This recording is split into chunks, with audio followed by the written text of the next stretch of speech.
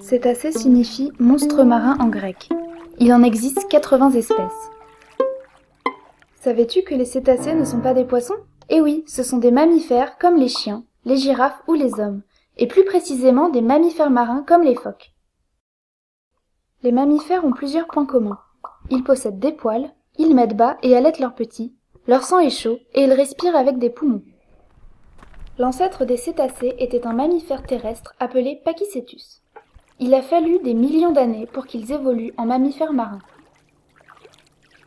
Les cétacés se sont ensuite diversifiés avant de devenir ceux que l'on connaît aujourd'hui. Comme la plupart des animaux, les cétacés utilisent différents types de communication. Par exemple, pour localiser leur proie, les dauphins utilisent l'écholocation. Ils émettent des ultrasons qui se déplacent sous forme de vibrations.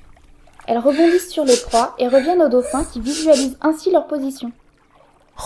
Si la communication sonore a été très étudiée chez les cétacés, les autres types de communication ont été délaissés. C'est pourquoi l'équipe de recherche d'Aurélie Sellerier du Centre d'écologie fonctionnelle et évolutive de Montpellier étudie la communication chimique des cétacés.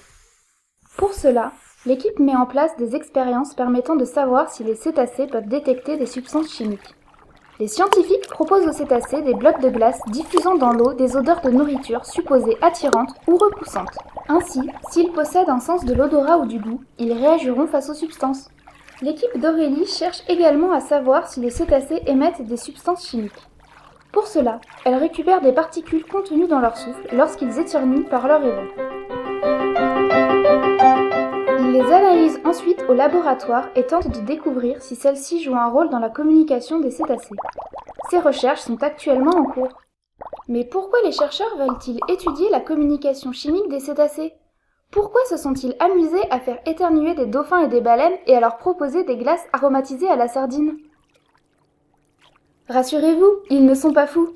Le but de ces études est d'utiliser des substances chimiques pour repousser les cétacés des zones dangereuses pour eux.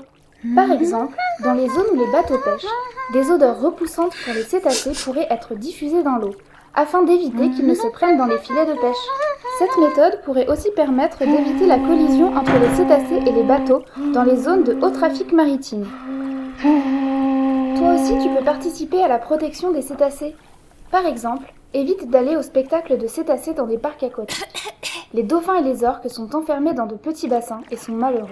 Savais-tu qu'une orque en captivité vit 5 à 10 fois moins longtemps qu'une orque sauvage ? Si tu manges du poisson, tu peux aussi choisir des poissons provenant d'une pêche durable. Tu peux les reconnaître grâce au label MSC. C'est une pêche non intensive qui utilise des pratiques moins destructrices pour l'océan et pour ses habitants. Cela diminue aussi le risque de piéger des cétacés dans les filets. Et encore plus simplement, quand tu vas à la plage, n'oublie pas de jeter tes déchets à la poubelle.